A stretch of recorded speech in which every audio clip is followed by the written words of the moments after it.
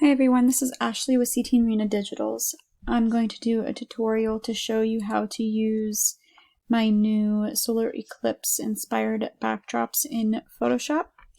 There is a couple of different ways that I made a couple of different things I made these for, a couple different photo options you can use them for. I'm from Erie, Pennsylvania, so we're right in the line of the solar eclipse, and I wanted to do something to add to the shop inspired by that. I didn't want to just create a bunch of backdrops and then kind of just throw them out there and not show different ways to use them.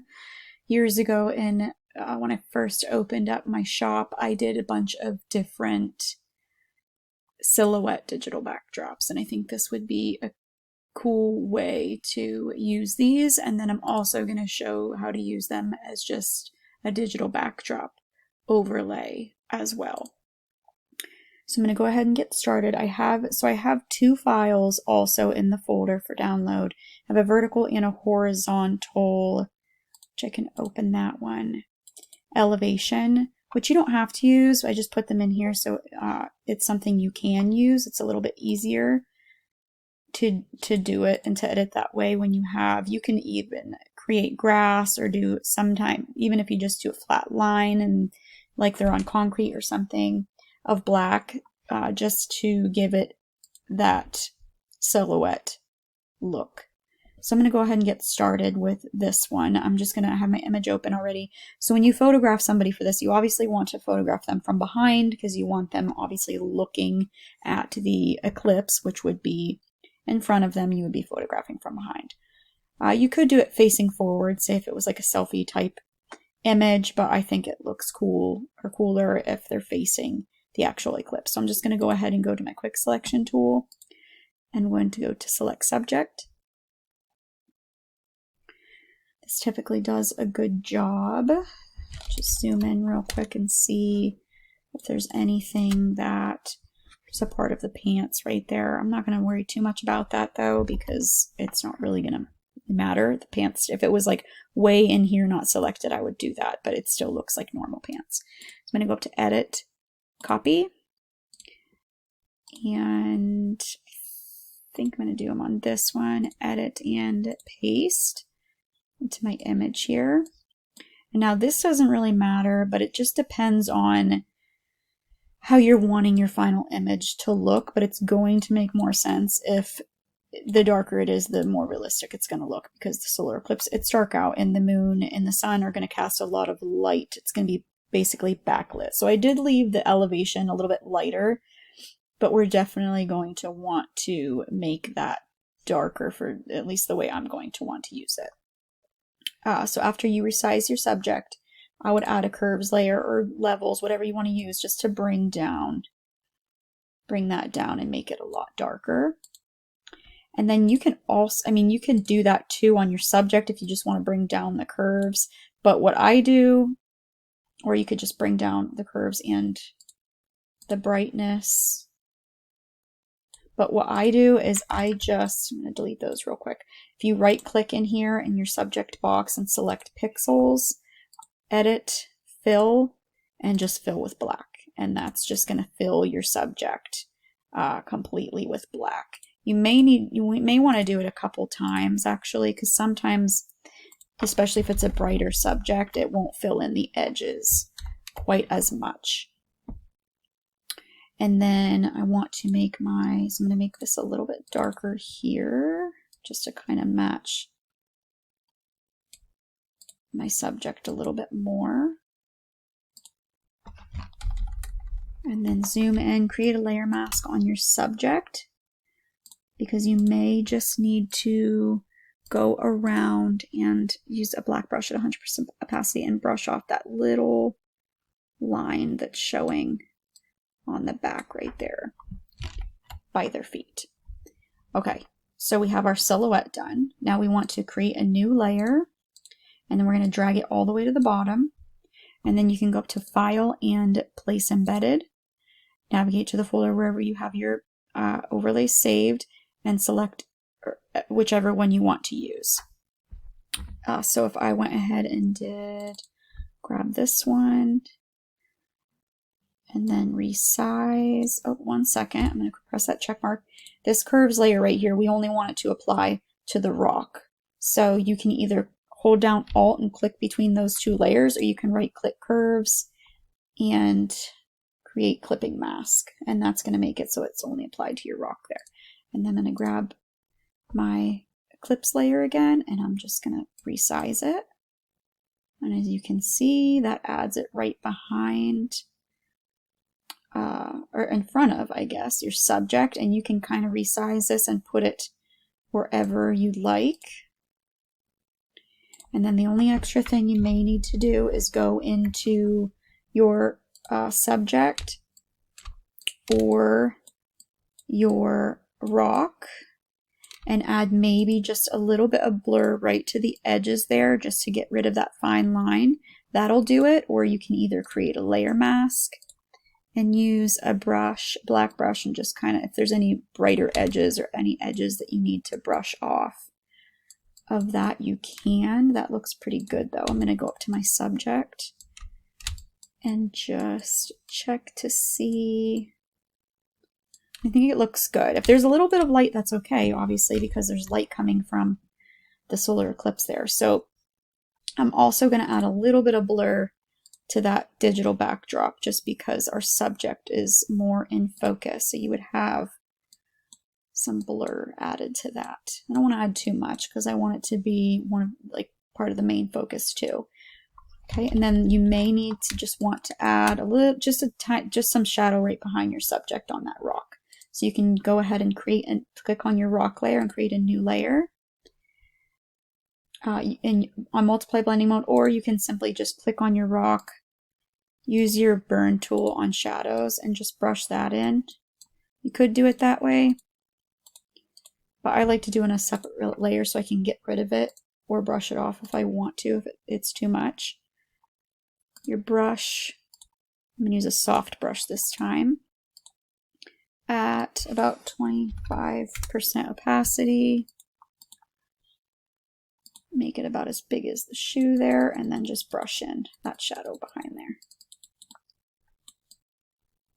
Brush in because he's standing right here, so that light is going to cast a shadow right behind him. And that looks really cool. I think that looks pretty cool. I would be done with this one. And you can go in and say you kind of wanted a different background. You can go to your overlay, backdrop overlay here, right click it and replace contents, and you can select a different one.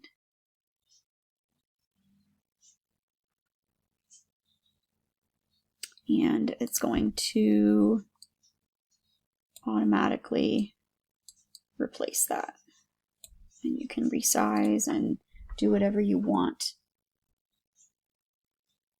with that. I liked the other one better.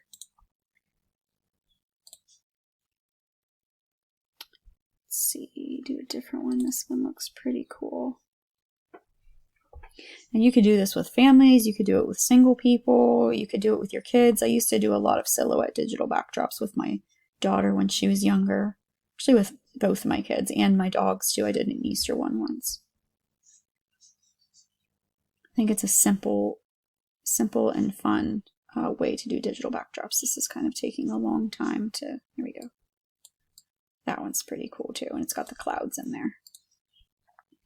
Okay, so that is one way to use the digital backdrops.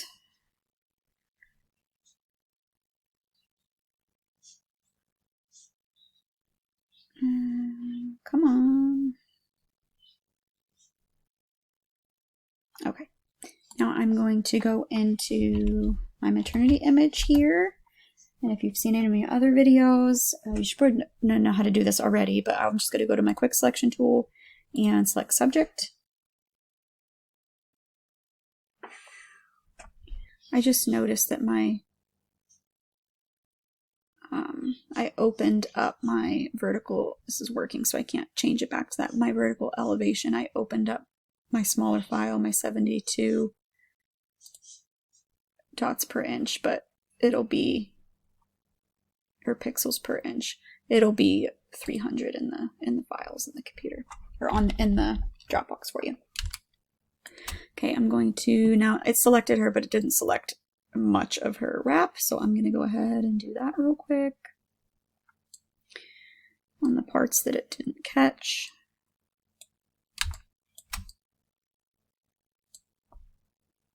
Can be really tedious sometimes. Oops. I don't know what happened there. Okay. Get rid of all this. It doesn't have to be perfect because you can go back in and brush on and brush off, but I like to get it as close as possible. Excuse me.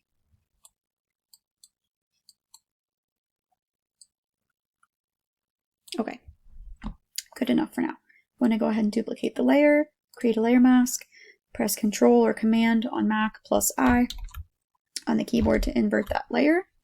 And then I'm going to go up to File and Place Embedded and choose which one I want to use. I'm going to do this one maybe. And go ahead and resize. Now, depending on which one you're using, you may need to edit it a little bit differently. I'm going to go ahead and create that clipping mask. Right click, or you can hold down Alt and click between those layers, and that'll put it behind her. And then you're going to want to change your blending mode, which I like to use these ones on screen, or you can use soft light, or you can use multiply. I think these ones look best on screen with the opacity just lowered a little bit. Resize it so it's kind of right around her. And then same as the other one, you can right click and replace contents to try a different one. I have vertical and horizontal in here, but you can always go back and forth and flip them if you need to. Like this is a horizontal one. As long as there's not water or rocks or anything on the part that you're wanting to use, then you can just turn it in whichever way that you think looks the best. I think that one looks pretty cool. And then you would just need to zoom in and clean up these edges. Come down here to your layer mask and use black and white brush to brush on. Oops. Brush on or brush off. But what I would probably do, so you don't have to mess around with that so much, is to just use a soft, larger brush on about 25% opacity, black brush, and just brush off where you don't have to mess with those shadows so much on the floor.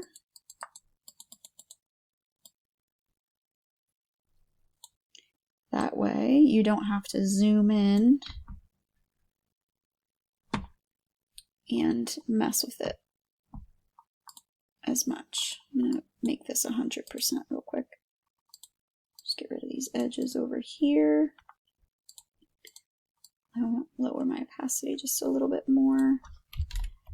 I think that adds a cool look to it. I would add a little bit of blur, filter, blur, Gaussian blur, probably about 2 or 3. And I would be done with that one. You could even add like a different color. Add a hue saturation layer and clip it. You could click colorize and that'll change the color of it. Do it to like kind of try to match her wrap there. Be pretty. Okay, so that's a couple different ways to use them.